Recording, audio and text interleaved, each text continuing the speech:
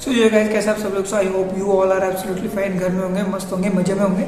So guys जैसे कि आपने वीडियो के थंबनेल में देख लिया होगा भाई, हमने अपनी पूरी माता वैष्णो देवी की जो ट्रिप थी हमने 800 रुपये में कंप्लीट कर दी।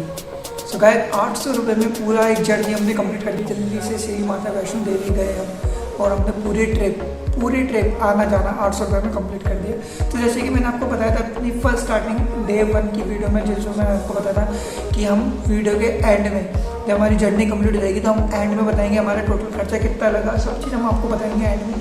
सो गाइस ये वीडियो जो है पूरी उस पर बेस्ड है।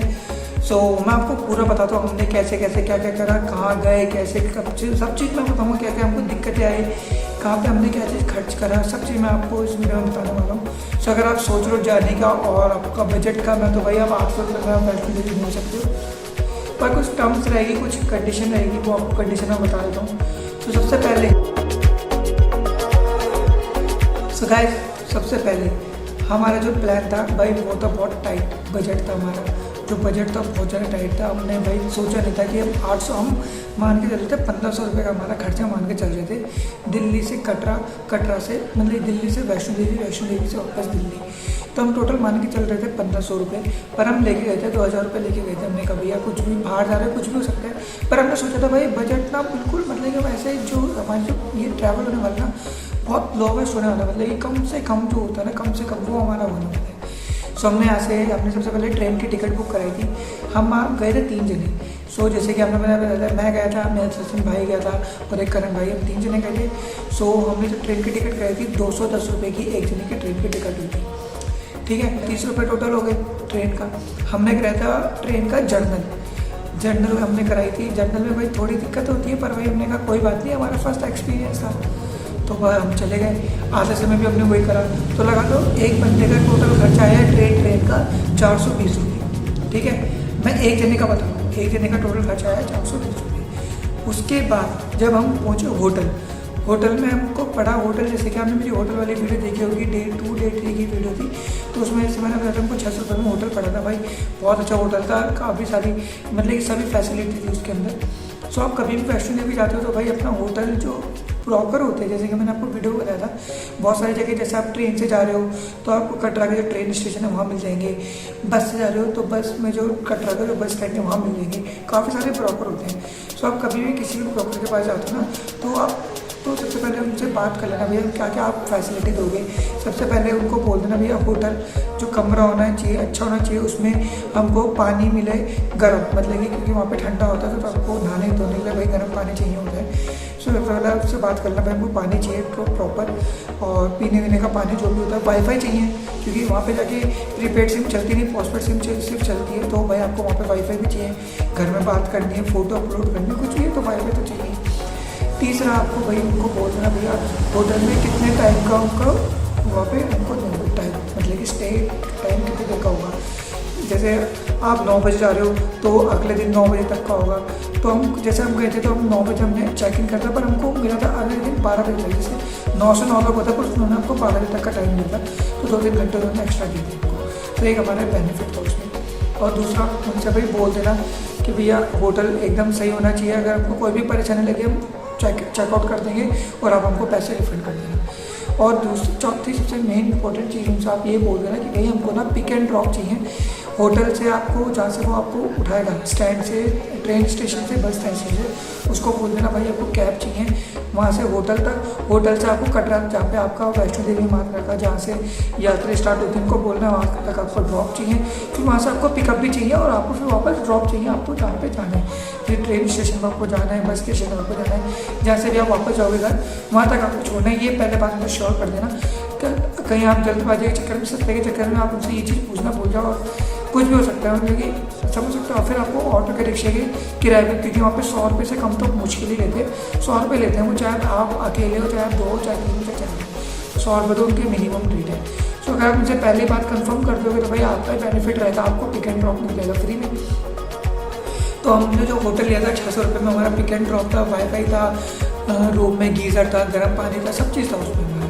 तो ये होगी रूम की, ठीक है। अब बात आती है वैष्णो देवी में। जब आप यात्रा स्टार्ट करते हो तो सबसे पहले आज आपकी जो यात्रा की टिकट है, कभी भी मैं आपको यही रिकमेंड करूँगा, कभी भी आप कोई भी ट्रिप करते हो तो आप, क्योंकि आपको पता है कोविड चल रहा है, तो पहले ना उनकी वेबसाइट में आके चेक कर लो कि भाई उनकी कोई टर्म्स कंडीशन तो नहीं, उन्होंने क्या मांग रखा है। उन्होंने आरटीपीसीआर रिपोर्ट मांग रखी है, उन्होंने वैक्सीनेशन फुल वैक्सीनेशन वाला मांग रखा है बंदा कि भाई जिसकी दोनों वैक्सीन हो रही है वही आ सकता है, कि जिसकी सिंगल वैक्सीन है वो भी आ सकता है। मतलब कि कुछ भी है, आप पहले उनकी टर्म्स कंडीशन पढ़ ले करो, उसके बाद जाया करो। क्योंकि मैंने वहाँ देखा स्टेशन पे लोगों को पता नहीं था, लोग पहुँच गए, फिर उनको इतनी लंबी लाइन तक आरटीपीसीआर के लिए लाइन में खड़ा रहना पड़ा, कम से कम 2-3 घंटे लग गए उनको आरटीपीसीआर करने में। हमने तो भाई अपनी पहले टर्म्स कंडीशन सारी पढ़ ली थी वैष्णो देवी की जो ऑफिशियल वेबसाइट है वहाँ से। सो आप कभी भी कहीं भी आप ट्रैवल करते हो भाई, जो ऑफिशियल वेबसाइट होती है उसको जरूर चेकआउट कर ले करो कि उन्होंने क्या क्या उनके रूल्स है, क्या क्या उन्होंने मांग रखा है। आरटीपीसीआर मांग रखी है, वैक्सीनेशन फुल वैक्सीनेशन मांग रखी है, कितने लोग एलिजिबल है जाने का, कहीं आप ग्रुप में जा रहे हो 5 जन का, कहीं अलाउड ही ना हो, कहीं सिंगल बंदा अलाउड हो, तो पहले आप चेक कर लीजिए। सबसे इम्पोर्टेंट बात, जब आप वैष्णो देवी जाते हो तो भाई काफ़ी लोगों के पास टिकट नहीं थी, वहाँ की टिकट वहाँ से मिल जाती है। अगर आप वहाँ से जो भवन है वहीं से लोगे तो फ्री में मिल जाती है। अगर आप लोकल कहीं से लोगे तो 10 रुपये चार्ज करता है टिकट का। पर हमने तो भाई ऑनलाइन ही ले ली टिकट, कुछ नहीं करता, आधार नंबर वगैरह लेते हैं, अपना आपको टिकट फोटो रहती है, प्रिंट आउट कर लो।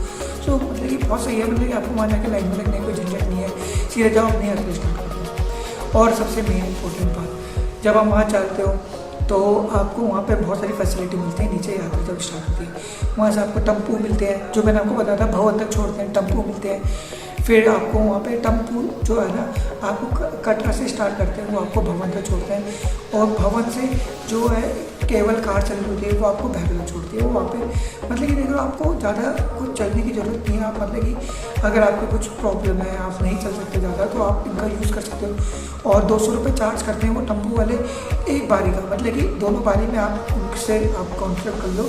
वो मतलब कि वो भी माता वैष्णो देवी की तरफ से उनकी जो चैरिटेबल है वही होता है। तो 200 रुपये लेते हैं वो, आने जाना उसी में होता है उनका।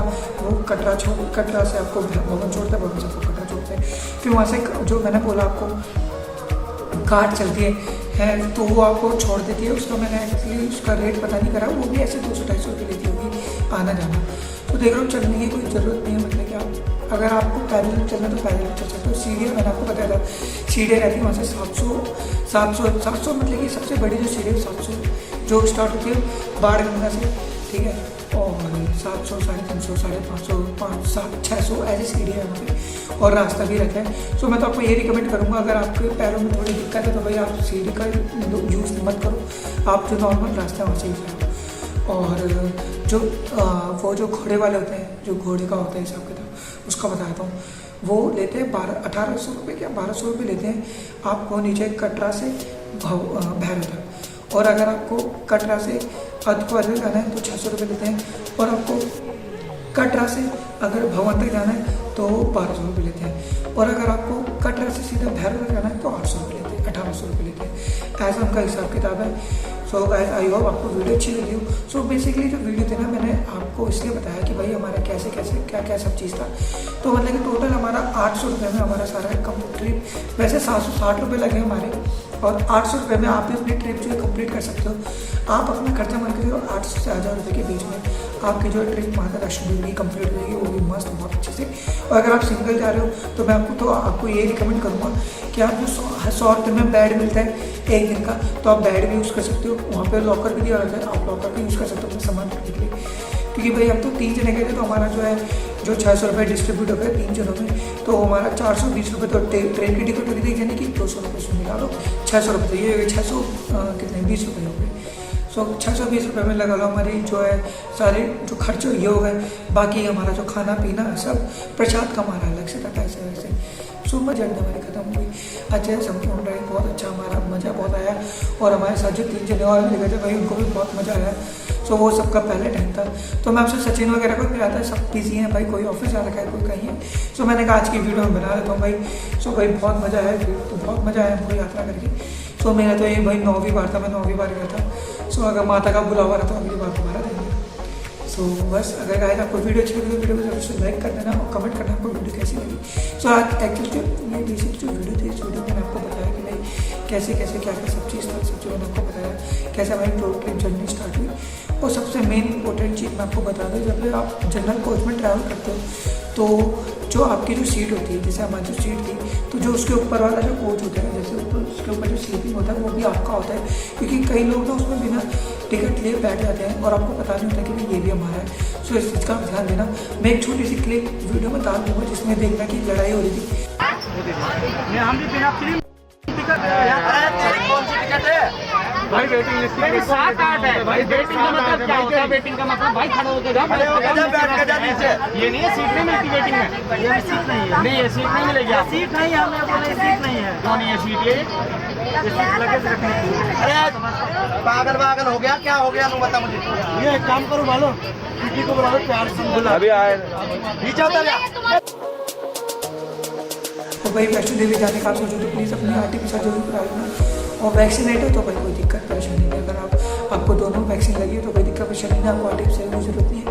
नहीं तो भाई आपको आर्टिफिशियल करा लेना। अगर आपकी सिंगल वैक्सीनेशन है और आपने वैक्सीन नहीं भी लगा ली है तो पर आपकी आर्टिफिशियल होनी चाहिए 24 घंटे नहीं, आई थिंक 48 आवर्स की कुछ वैक्सीन है वो हमारी आर्टिफिशियल। सो बस गाइस, आई होप आपको वीडियो अच्छी लगी। तो उस पर मैंने पूरी चीज़ आपको समझा दी है, कैसे कैसे क्या सब चीज़ था।